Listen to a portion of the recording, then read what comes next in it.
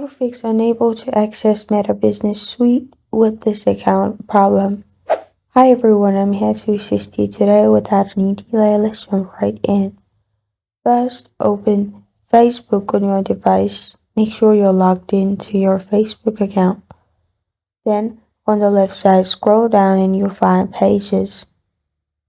On the left side, click on Pages.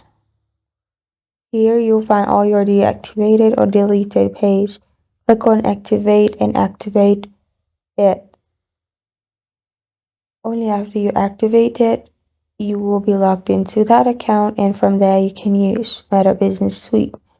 Another thing which you can also do is go back to the same Pages option and click on Create Page at the top left.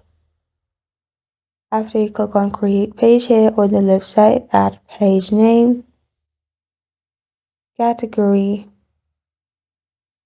Then if you want to add bio, you can add bio as well. Then click on Create Page at the bottom left and create a page. And from this page, you will be able to access Meta Business Suite. Only do the second step if you don't have the deleted pages.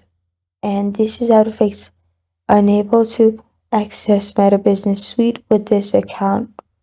Thank you for joining me today. If this video helps you out, please leave a like and subscribe for more.